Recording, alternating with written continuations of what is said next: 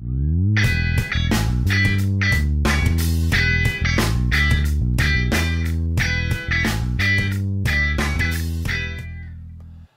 I'm Tim. Welcome to the Watchbox and welcome to Watches Live 15. Can you believe we've done 15 of these things? Sorry we're a little late tonight, but we had some blowback from our previous show on the exact same set on a completely different channel.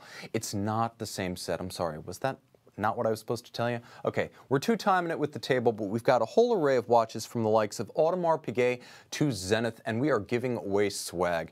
As you guys know, we have Patek Philippe ties, we have hats from Tudor, we have Audemars Piguet caps. If you don't like Patek, we can help you and accommodate. And of course, we have everything from pens to pen knives, and we're giving them away for free. Here's how you enter. Email tim@thewatchbox.com with your name, your phone number, and a physical mailing address, because remember, I can't email you your swag. All right, friends joining us tonight, Simon Holt, I see you are first from Hollywood, Northern Ireland. Okay, so this is not Hollywood, Florida, where we lived, or Hollywood, California, which everyone knows. This is the best Hollywood in Northern Ireland. Val Blitz, Adam Odell, AMG, Edward Ledden from Sweden, Todd Piasecki, and Nigel Levins. Welcome, guys. Okay, so for tonight, the theme is anything goes. We have everything on the table. The only unifying factor is these are extraordinary watches. We may as well start with A. Now, from the most infamous Grand Prix of modern times, yes, the 2008 Singapore Grand Prix, comes the Audemars Piguet Royal Oak Offshore 26190. Now what sets this one apart, and if we get real close hauled you can see it, is the combination of that spectacular lacquered megatapisserie dial with a forged carbon case, blackened bezel bolts, and a stainless steel bezel. Now of course you remember the 2008 Singapore Grand Prix as the one where Nelson Piquet Jr. basically crashed his car to assure his Renault F1 teammate, then Fernando Alonso, would win the race during a safety period. Well, this is a 250-piece limited edition dedicated to the most infamous Grand Prix of modern times, and fittingly, it's one of the most memorable offshore limited editions of modern times. 42 millimeters, this one actually has the in-house caliber, so the 3126 with the 3840 vertical clutch Dubois de Praz chronograph. What I love about this watch is if you throw it on the diver strap, it becomes a very adaptable, ultralight, all-purpose sports watch that is 100 meters water resistant. It's sometimes confused with the Rhone Fusteria, also of 2008, but this one with the carbon composite case is a lot more attractive and, in my opinion, more memorable than the Geneva Boutique edition, solely because of its association with that Singapore Grand Prix, guys. Whether you're into F1 chaos and carnage or not, I'm going to pick a winner. All right, question from Beauty of Scent. Question for Tim from Watchbox. Do you prefer leather or bracelets? I prefer leather straps. Actually, you can see what I'm wearing tonight. I'm wearing my JLC Master Moon. It's a lovely little watch that you can easily pick up for around 6,000 bucks, but what I love about it is the versatility. 37 millimeters in steel with a black dial and a triple calendar. This is the everyday watch for everything but taking the plunge. I love this piece, and like most of my watches, actually all of them except my old Omega Seamaster, it's on a strap. Okay, so I can see Dominique Jr. Hi, Tim from Amherst, Mass., a fellow New Englander. At least I was a New Englander during my college years. Let me check my mail, and I'm going to pick a winner. Bum, bum, bum, bum, bum, bum. Okay, our first winner of the night, AMG from Tampa, Florida. Alex, congratulations, man. I'm going to be sending you one of our silk French-made Patek Philippe ties. You are our first winner of the night. Alex/AMG. You have excellent taste in watches and cars. All right. Now, we're not for want of more Audemars Piguet. I think we can double up. Now, I do believe that the Singapore Grand Prix was one of the most memorable, most memorable limited editions. That said, one of the most memorable models of all time in the annals of the offshore is the rubber Clad. This is the 25940 SK. Now the watch came out in the early 2000s. This one has a serial number corresponding, as you can see, E96,000 to roughly 2001. So this would have been the tail end of the E series. Now this is the old JLC caliber 2226.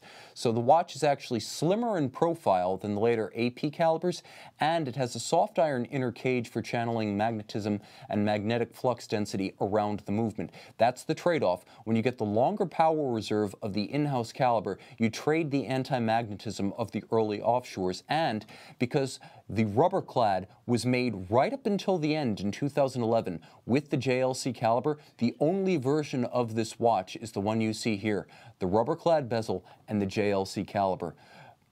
This was a standard from back in the day, and one of the most striking versions of this watch. I happen to prefer this white on black mega tapisserie dial versus the silver model. To me, it just has more strength to it, and it visually extends the dial out into the bezel, making the watch effectively look larger than its already substantial 54 millimeters lug to lug. All right. Friends joining us from far flung, this is an interactive show. I'm also answering questions during tonight's broadcast, so feel free to interact. AMG, congrats, man. Joshua Polanski saying that's a rubber bezel. That is correct. That's the model known as the rubber clad. It came out right about 2001, so this is one of the earliest examples. The important thing when buying one of these is that you inspect the condition of the bezel, and the condition of the bezel is going to largely determine the price the watch trades for, because it's a four-figure cost to replace, so you want to get one like this that effectively looks new. In fact, this may have been a factory bezel replacement at some point. So you get the classic style of the early 2000s with modern fit, finish, and materials. Okay, I can also see Nigel Levins joining us, Val Blitz, amazed that those Royal Oak Offshore don't have jumping minutes. You know, the thing about the Offshore is that you trade a refined integrated chronograph caliber for the size, the attitude, and the durability of the modular assembly and the water resistance of the Offshore case. But if you want to know what is inside a standard Royal Oak chronograph, look no further than this Blancpain Le Mans Toute Vitesse flyback. Now, the Toute Vitesse is something of a legend among Blancpain collectors. If we can get a little closer to this one, guys. It was made for a Chicago retailer of Blancpain in 3 different models. There was a Rattrapant, a flyback, and a GMT alarm. Each one of them made in a limited series. The other 2 were made in 12 copies. This one was made in 20 copies.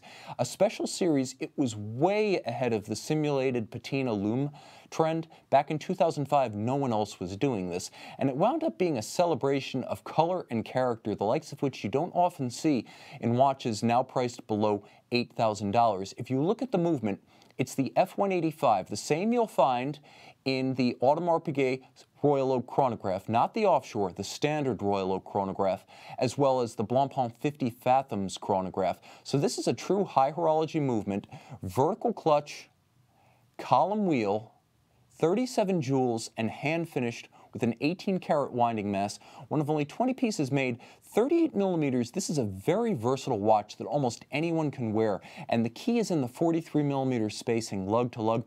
43 millimeters across the wrist means this watch can be worn by anyone who can wear a 36 millimeter Rolex Datejust.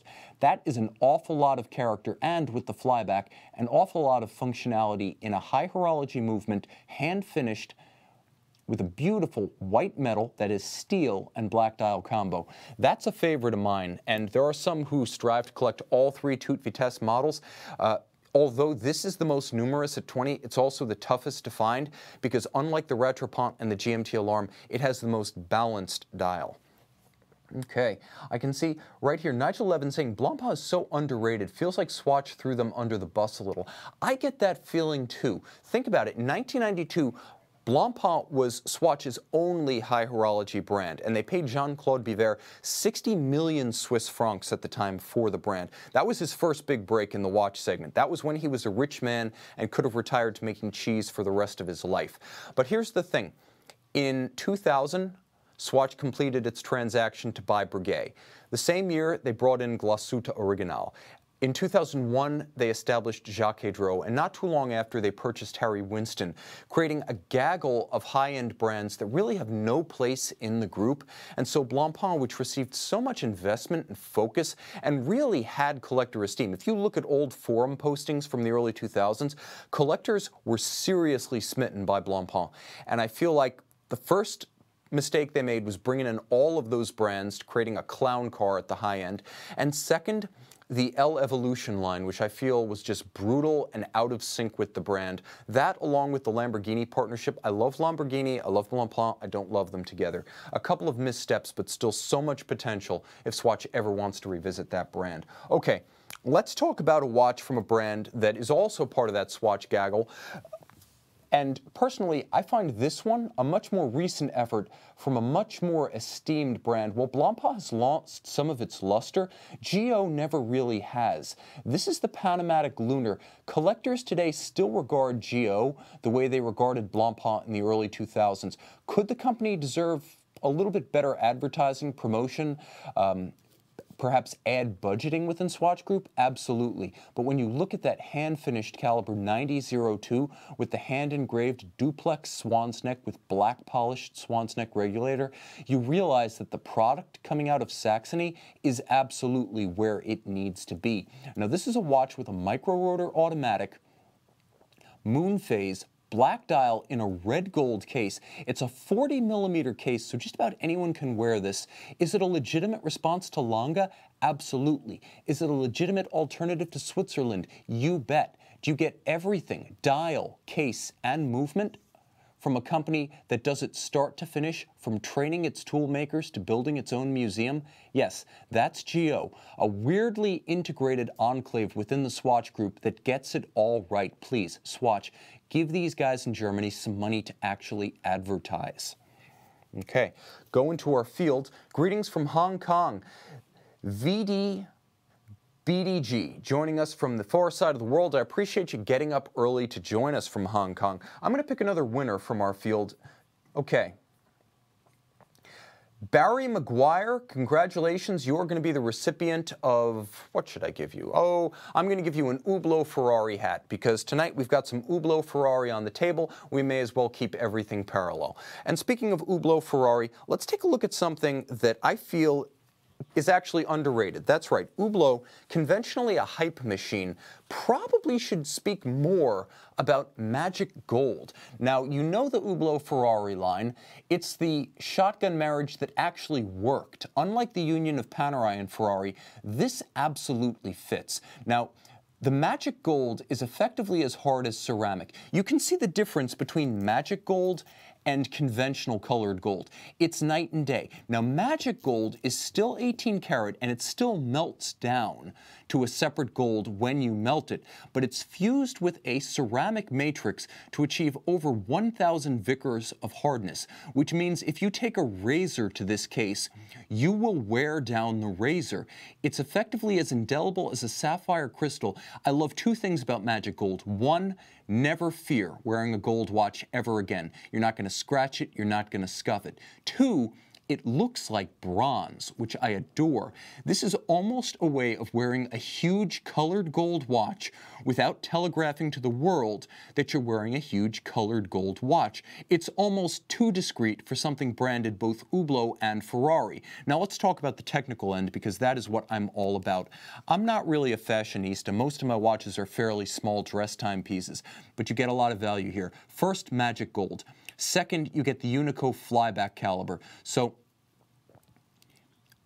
it is a flyback chronograph made in-house, caliber 1241, 38 joules, 3-day power reserve, automatic winding, and it's an inverted chronograph. So if you look right at 6 o'clock, you can see, as I cycle the chronograph, you can watch the column wheel cycling through the start and the stop. You can also see the chronograph drivetrain, again, just below my finger next to numeral 8.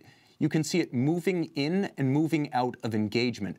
Hublot designed this watch so you could get all of the benefits of a display case back under a double sapphire open-worked dial. This is an incredible opportunity to get into what is truly an haute de gamme sports watch, a limited edition, indelible gold that no one else has, and an Hublot that, in my opinion, doesn't get enough publicity. The Hublot Magic Gold series deserves your attention, and even if you're a movement snob, this deserves your respect. A legit alternative to a Royal Oak Offshore.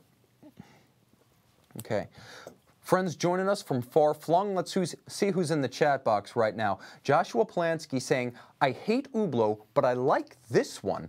And right now, Magic Gold, Jean-Claude Biver is laughing at all the haters. Valblitz asking, Tim, is Magic Gold as fragile as ceramic? When the first prototypes came out, and for about the first production year, it was more fragile than gold, but less fragile than ceramic. The way it's made is you actually start with something like 22 to 24 karat gold. You take a somewhat more dilute alloy of gold. You combine the 24 karat with the dilute alloy, and you actually have a ceramic structure. And under incredible heat and pressure, you fuse them into one unit. That took a few years of experimenting, such that Magic Gold was announced years before it became available. Now, I would swear by it. It's genuinely cool. And while I have not attacked an example with a razor, I have actually taken a sample of the material that Hublot has given me, and I was not able to make an impression on the gold. The razor was worn down. So I absolutely believe in Magic Gold. I would buy it for myself. Only change I would make, I would get it in the Mecha 10. Okay. David Lemieux, greetings from Massachusetts, better late than never. Craig Eastwood and Eric Nielsen, welcome guys on board. Let's talk about another big sports watch from a company that's known for making big sports watches, but in a form you've never seen before. Okay, this is a wild one from Ulysse Nardin. It actually came out last year at SIHH. This is the Ulysse Nardin Marine Regatta. If you were looking for a regatta timer more sophisticated than Rolex's Yachtmaster 2, this is it by a wide margin. The only chronograph I've ever experienced firsthand that can count down and then count up. This is a reversing regatta timer. So here's how it works. You actually take this pusher at 10 o'clock and you can toggle back the indicator, which is a yellow index. You toggle it between 1 and 10 minutes for your countdown. Then you start the chronograph. If you press the stop and reset during the countdown, it will fly back or forward to the nearest minute. If you let it run down all the way, it'll either run down to the minute or to the minute plus any time that was already on the chronograph, and then it will reverse. So once the countdown is complete, let's see if it actually reverses at the index or if it goes another 30 or so. There it goes. You can see how it starts a count up after the countdown. I did nothing right there. It automatically reversed itself. How's that done? Well, the Ulysse Nardin manufacturer caliber 155 has 67 joules and over 650 parts.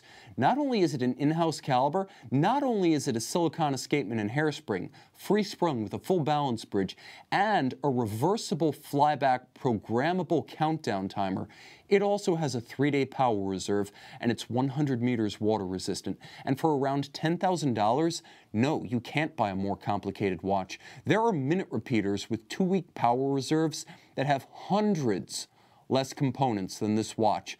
And it's a real-world, everyday steel chronograph that you can just strap to your wrist, fire and forget. And did I mention it's both a flyback and a fly forward to the nearest minute?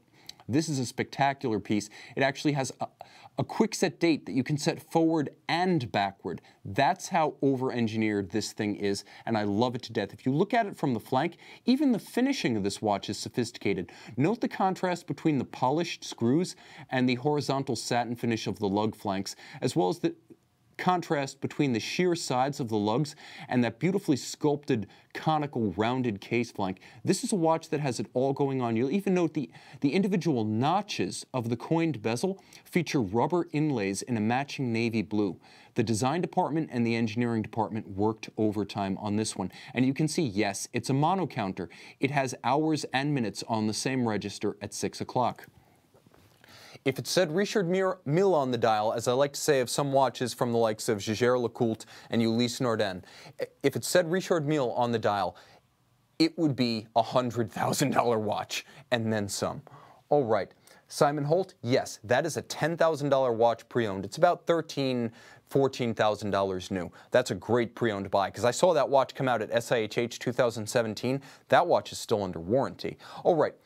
Continuing on, let me remind you guys, we have a diverse range of watches on the table. The only thing uniting them is that they are spectacular. Here's another watch that gives Richard Mille a run for its money and shows you where some of that Swatch Group investment went when it didn't go to Blancpain. We talked about Blancpain not receiving investment.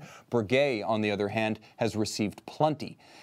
This is the Breguet Type 22, reference 3880BR in rose gold. Now the difference from the steel version is that you have those gorgeous rose gold appliques instead of a printed dial, and you have that rich chocolate dial base, which works beautifully with the rose gold. It's more like red gold. Definitely a 5N alloy, and the red shocks on the dial. Now here's the thing, can you see the start and the stop of that chronograph seconds hand? No, neither can I. That's 72,000 vibrations per hour, or yes, 20 beats per second. It is a 10 Hertz escapement that's made possible by a silicon escapement that combines traditional synthetic ruby palette stones with a silicon escape wheel and a silicon hairspring, so it's also anti-magnetic. And as you can see, the chronograph seconds hand makes 2 circuits of the dial per minute. So it's a 30-second chronograph seconds hand running at double speed, and it's a radial minutes display, so it's easier to read this one radially. You don't have to worry about a sub-register. It also has a 24-hour sub-dial to give you AM, PM, and it features a time zone functionality such that you can actually, let me see if I can engage it here. You can actually set the hour hand independently and drive the date forward or backwards as you cross the international date line with no hazard to the movement. You want more? You got it. It's also, as you note, a flyback chronograph that you can reset and restart with a single push of the pusher at 4 o'clock. All of that, and it features hacking seconds, and it features a free-sprung balance. That balance, which is about the size of a pea, is operating faster than any conventional balance you'll see anywhere in horology. This is the last step on the ladder to the absolute top of what can be achieved with a Swiss lever escapement. Beyond this, it's going to have to be something like the De Bethune Resonique or the Zenith Dayphi Lab. But this thing against the ear has an uncanny hum. It doesn't sound like any conventional watch. And you know what's even better? This is a true sports watch. 100 meters water resistant. It's a pilot's watch, yes, but it's a luxury watch first and foremost. Throw it on a bracelet or rubber strap from Breguet, and it can go anywhere you do for this winter's vacation or the summer to come. A spectacular piece. Now, I think I should read off Joshua Polanski's comment, "That thing is moving," in response to the double-step cadence of that chronograph seconds hand. Now, you guys know that I love a vast array of watches from a vast array of brands, and we're kind of shattering stereotypes here, as I showed you high horology Hublot and an example of a discreet, moderately sized sports watch from a Swatch Group brand tonight. But I also want to show you something like you've never imagined from Bell & Ross, and that's the Bell & Ross BR-X2 Micro Rotor Tourbillon. Yes, it is a flying, let me actually get the hour hand out of the way there on this watch. It is a flying tourbillon Bell & Ross that is mostly a sapphire case.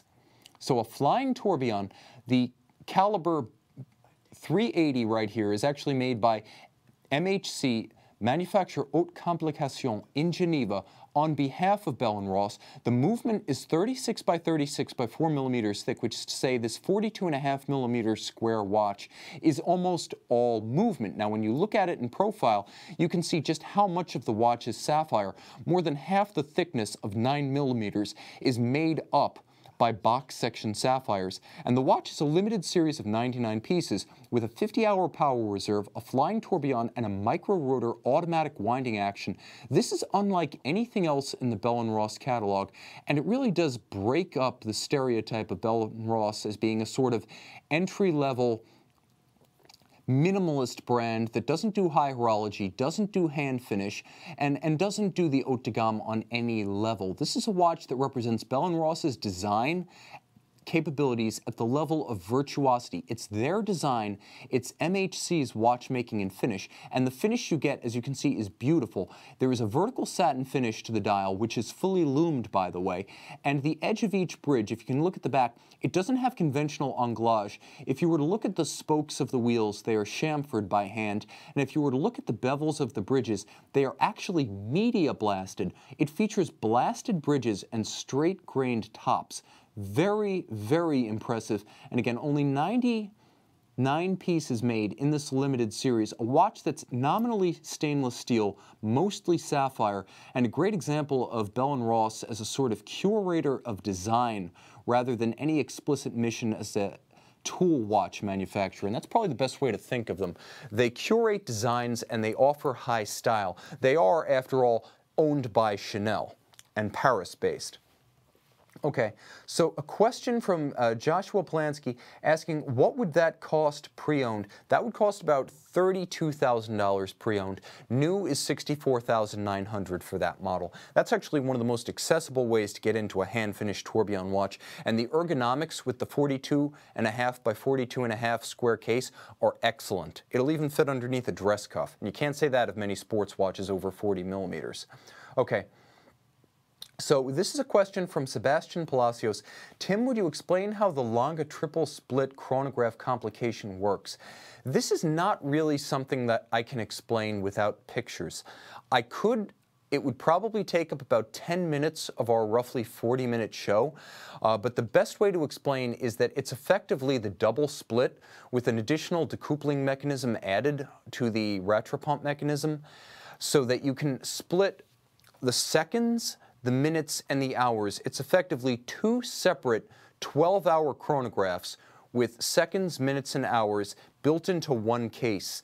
And again, the only way to really explain it is to see an exploded view of it, and frankly, Longa can provide a better illustration.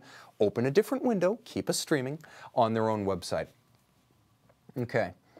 Now from Joseph... He's saying, Joseph K. is saying, watches like that are why the watch industry is in trouble. In fairness to Bell & Ross, watches like the Horolum, the Horograph, have really, I would say, proven that they still get the sub $5,000 sports watch category. I would not sell them short in what they've traditionally done well, which is accessible, fun, and durable instrument-styled sports watches. The vintage collection, the BR-123s and the 126s, again, hit the sweet spot of function, finish, and price. This is something that's spectacular. I'm glad they do it. If it were at the expense of their conventional watches, I would say no, but since it's in addition to, I say the more, the merrier. Okay. But let's talk about accessible horology.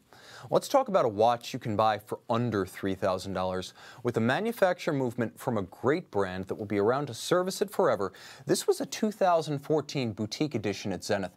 Now, the Zenith Elite Captain Central Second with palladium fume dial flew way under the radar. You could be totally forgiven for not knowing that this Elite Caliber 670 timepiece, 40 millimeters in stainless steel and only 9 millimeters thick, it's actually just under, it's 8.7 millimeters thick. You could be forgiven for not knowing that this watch existed because, well, Zenith never told anyone about it. It is absolutely sensational. If you want what is effectively a Moser for a tenth of the price, you can't do any better than this. Now, that is a precious metal smoked fume palladium dial. It has a very gentle sunburst grain that radiates out from the center. This is a dial that transforms as you move it through the light. It is spectacular. All of the indices are applied. The watch has a very faint ecru coloration to its luminova such that you don't notice it at first glance.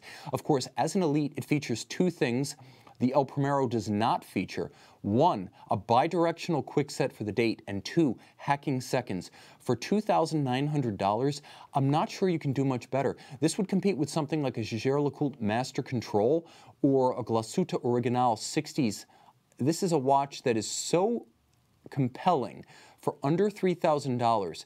I mean, you're almost in the realm of fashion watch pricing. There have been Apple Watch variants that cost more than this, and frankly, if you picked one of those over this, you're insane. No offense, don't take it personally, but you're nuts. Okay. So I would also say this, Joshua Polanski saying, I'm starting to fall for Mosers. I can't wait to do a Moser-themed show. We actually have some feelers out to the brand. I'm going to try to bring in some inventory and show you a cross-section of what Moser does so well on this stage right here. Okay, but let's talk about a watch that represents the absolute top of the tree. Let's talk about a watch that is both Geneva Hallmark and a COSC certified Swiss chronometer. You want Y2K compliant? I've got just the ticket. This is the Patek Philippe reference 5100J, one of 1500 made for the new millennium. You'll note it says year 2000 on the upper case back, one of 1500 made in yellow gold for the year 2000 as a limited series. It is a tribute to the 1950s Manta Ray reference 2554. This is a watch that represents the absolute best of what Patek does. Geneva hallmark, 10-day manual wind, COSC chronometer certified caliber. This is as good as it gets. A shaped caliber. Note that 9 of the 29 pivot jewels are actually held in golden chaton, pocket watch style. Can we get a better focus on that? Let me try to get close to you. You can see the jewels are actually set in chaton within their bridges. Note the bi-finger bridge arrangement, bringing the drivetrain down to a free-sprung Gyromax style balance. 10-day power reserve, manually wound, COSC chronometer certified, Geneva hallmark. This is as good as it gets if you want a simple watch that only tells you the time, for elegance, for enduring style, that has already stood the test of time since the 1950s to the present. Like I said, it doesn't get any more Y2K compliant than this circa year 2000 limited edition from Patek Philippe, sometimes called part of the Gondolo collection. Its friends call it the 5100J. All right, so Tim, can you show it on your wrist? Yes, I can. Now, the thing to remember about this watch, guys, is that it's not as big as it looks. I'm going to let the first owner of this brand new Patek Philippe strap be the first one to buckle it. I'm just going to hold it down to give you a look at the proportions and the profile of this watch on the wrist. Now, it's only 46 millimeters lug to lug. So if you're expecting this thing to wear like a Breitling Flying Bee, well, you're going to be either disappointed or elated depending on your expectations. It is far more compact than that. The sizing is bigger than the historic reference that it pays tribute to, but it is nevertheless smaller than most shaped watches. The real standout feature when you see it on the wrist, if we can get close again, guys, is that the sapphire is very dramatically cambered. You can see it fully traces the arc of the case. That is hard to do, difficult to waterproof, well, or achieve water resistance, difficult to seal and difficult to align. Patek Philippe gets immense credit for making this work. You'll also see from that oblique angle just how dramatically sloped that case flank is to achieve the double contour of the Manta Ray wings. This is a sensational watch, and in my opinion, one of the absolute best uses of colored gold on a modern men's dress watch. This is a true collector piece. Okay, and remember, it's fairly compact lug to lug. Now the other thing is it's less than 12 millimeters thick, so it easily slides underneath the dress cuff. I feel for a yellow gold Patek Philippe, that's kind of mandatory. All right, speaking of Patek Philippe and shaped calibers, this is not that, but it is one of the biggest and boldest shaped Patek Philippe watches, officially part of the Gondolo collection. This is the one you rarely ever see from the 2000s. Yes, it's the 5135 annual calendar. Yes, it's powered by a version of the caliber 324 automatic, and this is a pre-Patek Philippe seal. You can see the Geneva hallmark on the train bridge. But what sets this one apart is that it is a 5135P, so you have that top Vesselton diamond between the lugs at 6 o'clock, but you have more. Blink and you'll miss it. The 3 o'clock and 9 o'clock indices are trapezoidal cut diamonds. This is sensational, and the second best use of diamonds on a Patek Philippe dial that I have on the table. What could possibly be the first? Well, yes, I have something that can top this annual calendar, and yes, I have a better iteration of a men's watch with a diamond dial. And that's going to come in the form of our next watch after I pick our next winner. All right, guys, of course, send your name, your mailing address, and your phone number to tim@thewatchbox.com so I can pick your name for our swag giveaway. Remember, I can't email you a prize. Okay, so, dun dun dun dun dun dun dun, who wins next? All right. Trisha H., congratulations, you are our next winner. I'm going to give you a Tudor hat. Why? Because everyone loves Rolex's little cousin. Tudor is a brand that you can collect in its own right. It is a beginning and a middle and an end of your watch collector's journey. You can go from a heritage Black Bay all the way up to looking at old Monte Carlos and home plates, vintage, new old stock, patinaed, August, revered, respected universally by the guys who love Rolex, and every inch the collectible brand, again, from the new to the vintage, from the entry level right up to the pieces that might be within a auction catalog cover.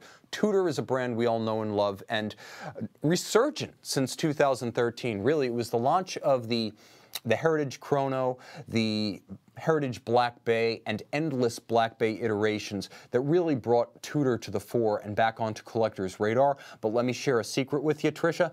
I prefer the Heritage Advisor with the black dial, the most complicated Tudor ever made, and their most complicated in-house caliber. But you get to enjoy all of them under the banner of your Tudor cap. Remember, guys, name, mailing address, and phone number to tim@thewatchbox.com so I can send you cool, free stuff. All right. I promised you the best of a diamond set Patek Philippe men's watch dial, and I'm going to deliver. The sensation of Patek's 2017, even counting the Grand Exhibition watches, this was the one I wanted from that year's collection. The first ever Patek Philippe 5170P. Yes, it's the Platinum 5170. A spectacular, sunburst, gradient blue dial.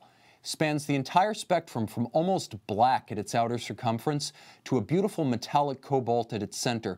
Those are all baguette-cut diamond indices. They have a beautiful three-dimensional geometric structure to them that adds a gorgeous extra plane of focus to the dial, plus a richness and a luster and a look twice because you could miss it discretion. You don't expect a diamond dial to feature this grade of baguette cut, especially on a men's watch. You expect some sort of brilliant cut stone set in a white gold holder. Here, you can barely even see the holder. They are mounted flush without a frame. And again, not brilliant cut, but baguette cut.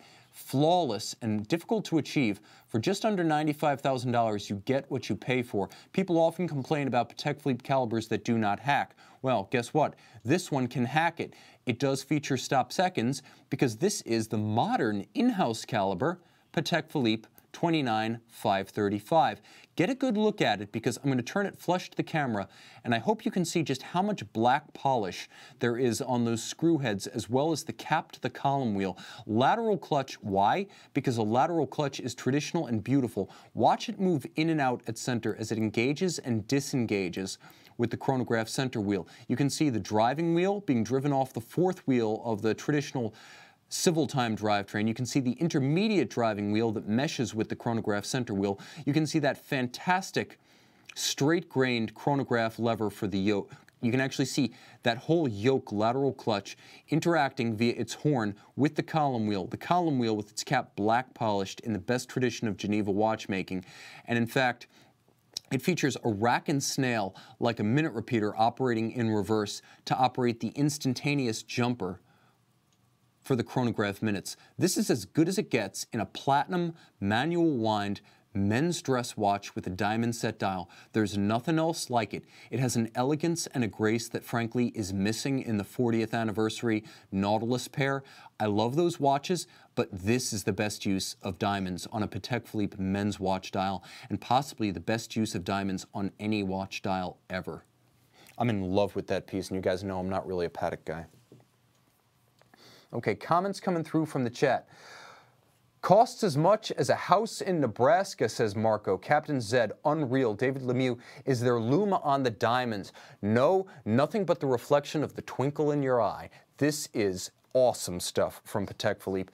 Again, should the 215 be retired? Yes, the 215 caliber and possibly even the 324 are getting up there. There's still a place in the world for that beautiful micro rotor 240.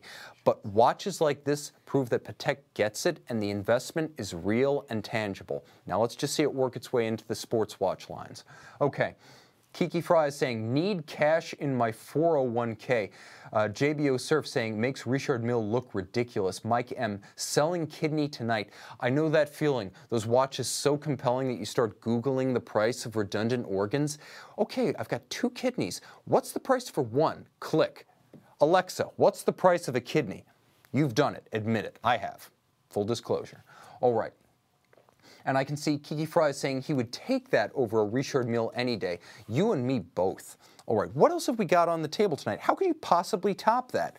Well, I don't know if you can top it in terms of outright beauty, but in terms of simplicity as beauty in and of itself, it does not get much better than the 2017 limited edition Panerai Radiomir 3-day PAM 685. Now, it's a modern tribute to the late 1930s reference 3646 with the Brevettato patent 12-sided bezel. Very few of those were made. There are 2 versions of this watch. The more versatile one that I'm holding here, the 685, and its tobacco dial counterpart, the 687. Now you can see the geometric 12-sided bezel that makes this one unique. Also Brevettato, patent in Italian, blazoned across that bezel. What you maybe can't see until I move it off axis is that this is also a plexiglass. Like the vintage watch, it has a thermoplastic crystal that creates a beautiful distortion. Unlike the vintage watch, this one only has patina style lume. It is super luminova. You can see it as a 3-dimensional stencil on a loomed disc, the Panerai sandwich dial, and it has those gorgeous red gold hands at center. What it also has is the manual wind 3-day caliber P3000. Now this is quite a good deal more beautiful than what you would have found on the original 3646. That would have used an industrially finished Rolex Cordoba caliber 618 manual wind with considerably less than 3 days of autonomy. Now you can see the watch does pay tribute to that model with a 3/4 style pocket watch bridge on one side covering both of the mainspring barrels that give the watch its 72-hour power reserve. And then you never thought you'd see this. A comparison between Patek Philippe and Panerai. You can see how both of them have used a finger-style terminal drivetrain with the last 2 wheels of the drivetrain mounted on separate finger-style bridges. Again, I don't think you imagined that Patek Philippe and Panerai had anything in common other than names that start with P. But there you go, loving tributes from both to the pocket watch era. And even the Geneva pocket watch era, as remember, this Panerai is paying tribute to the Rolex movement era in Panerai history. Is there a sacrifice? Yes. This limited edition of 1,000 being designed to appeal to the vintage connoisseur. The vintage connoisseur wouldn't take his vintage watches in the water, and like the Lunar Duet, this one is not really designed for aquatic activity, being 30 meters water resistant, but that's how they get it nice and slim at just over 13 millimeters thick with a gorgeous rough-hewn Ponte Vecchio strap. You can see a little bit incongruous, the Officine Panerai OP logo from the late 70s with the Panerai case and dial emulating the late 30s. Do we mind? No. Panerai's all about its history, even when it's a bit of a mishmash. Well, where do I end? I've done sports watches from Audemars Piguet, from Breguet, from Ulysse Nardin, from Hublot, from Panerai, but I feel like I'm missing something. Is there a great house that can stand toe-to-toe with the other 2 legs of the Holy Trinity on the table? I've had Patek, I've had Audemars. Is there another house, maybe also of Geneva, famous of the Quai de Lille? Well, there is Vacheron Constantin. And in my hand, I have the 3rd generation overseas chronograph. And holding the watch in my hand, stay focused on this shot, guys. Here's something you will not see from the press photos. The dial can only be compared to the FP Journe Chronometer Bleu. It took my breath away when I first saw it. It is a metallic base with a blue lacquer that covers it. Let me see if I can get those fingerprints out of the way, because I have seen how the Chronometer Bleu dial is made, and after seeing both that process and this watch, plus the Chronometer Bleu on many occasions, I strongly believe that they are made by the same process. And all I'll say is that this watch has all of the character to its dial that you get in the Chronometer Bleu. That sense of metallic radiance, mirrored gleam, and translucent rich lacquer, all in one superimposed. When I first saw this watch, I thought it looked flat. I thought it had less personality than the Generation 2 watch. I asked, where's the big date and why is it gone? After seeing this dial, all is forgiven. I would take this watch over the Generation 2. The Generation 2 is a gloss blue lacquer. This is almost like a three-dimensional hologram on the wrist. It has a depth to it, a translucence, a radiance, and a metallic gleam. Again, all in one. Let me see, I need a better polishing cloth, guys, because this, I apologize for my fingerprints.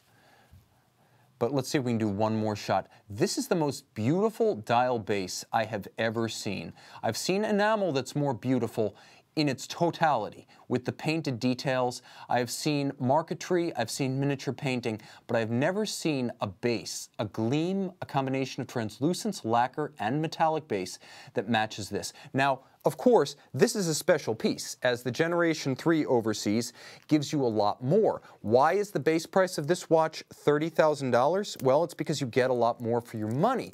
First of all, a quick release bracelet that pops off with nothing but your fingernail. You get 2 separate straps with this watch, leather and rubber included in the price. You get a Geneva hallmark caliber 5200 in-house automatic winding, 52-hour power reserve chronograph caliber, still water resistant to 150 meters versus 100 for the Royal Oak Offshore, 50 for the Royal Oak Chronograph, and 120 for the Patek Philippe Nautilus. You get a case that is also anti-magnetic, as there is a paramagnetic ring around the movement that channels magnetic field lines around the watch. So though it doesn't have the solid case back of the previous references, it has the same 25,000 ampere per meter anti-magnetism. And again, 150 meters water resistant, anti-magnetic, with an engraved compass rose style winding mass. This is, in my opinion, worth every penny of the $30,000 it costs new and the $26,000 you'll pay for it pre-owned. Gorgeous, handsome, and yes, it does surpass the second generation watch in the hand. This is the third generation overseas chronograph. Vacheron, I'm giving you the last word tonight, and I'm picking my last winner. Okay, guys, I can see Dan Carroll, congratulations, you have won. What have you won? You've won a Visconti pen. I'm sending you a Visconti pen. Congratulations, you're gonna love it. No better way to write a wish list of your next watch collection. As you build towards the future, map it out with your new Visconti pen, courtesy of the Watchbox. Okay, quick note for you guys who are watching this recorded. You can still win a Tudor hat, a Patek tie, a Visconti pen, all of it by sending me your name, mailing address, and phone number to tim@thewatchbox.com, and I'll continue to enter you into a raffle for the next show. The pool from which I draw just grows. You can enter after the fact, not for this episode, but for our next one, tim@thewatchbox.com, and remember, you need to send me your phone number, your real name, and your mailing address, because I can't email it. Okay, guys. This has been Watches Live 15. Thank you so much. Send me both your name and your mailing details and your suggestion for future show themes. Thanks for joining us, getting up early, staying up late, and participating in our live chat. You guys are the best audience on YouTube. I'm Tim. This is Watchbox. They're the crew. It's time to beat it, and thanks for logging on.